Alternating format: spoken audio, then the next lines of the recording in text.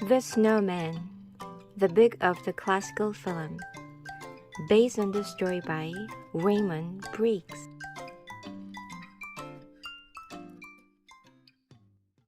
The snow fell all night long. When James woke up, he couldn't believe his eyes. He leapt out of bed and rushed to the window. Outside, the world has turned a brilliant, glistening white. Quickly, he tugged on his clothes and ran downstairs. "Don't forget your boots," Mom said. James had never seen so much snow. He played for hours, stamping up and down the garden. Then he started to roll a snowball. And it got bigger and bigger. Soon, it was so big that it gave James a brilliant idea. He would make a snowman. Carefully, he built the body, then rolled another ball for the head. James ran inside and found a tangerine for the nose, 2 pieces of coal for eyes, an old green hat, and a matching scarf.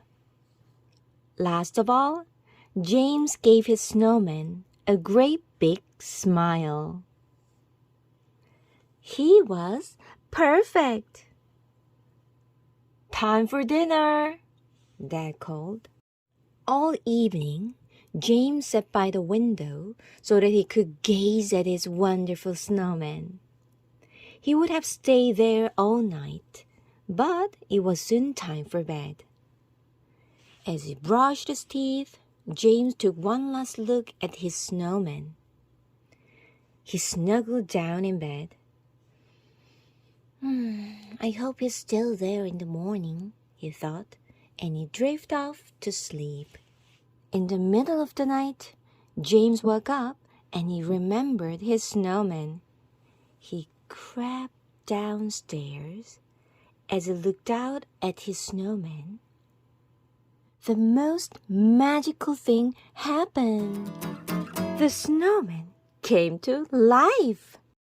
James shook the snowman's hand. "Come in," he said. "I'll show you around." "In here," whispered James, opening the living room door. The snowman loved the Christmas tree, but thought the fire was too hot. So James took him to the fridge to cool down. Then they explored the rest of the house and even tiptoed into Mom and Dad's room and tried on Dad's clothes.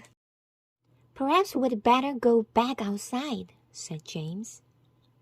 When they reached the garden, the snowman grabbed James' hand and started to run faster and faster until they were flying. From all around, they were joined by flying snowmen.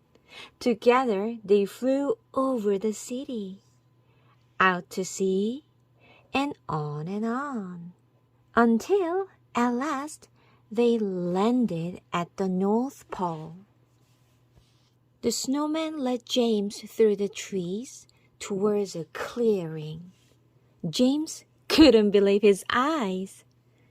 A large circle of snowmen were gathered, and in the middle there was Father Christmas.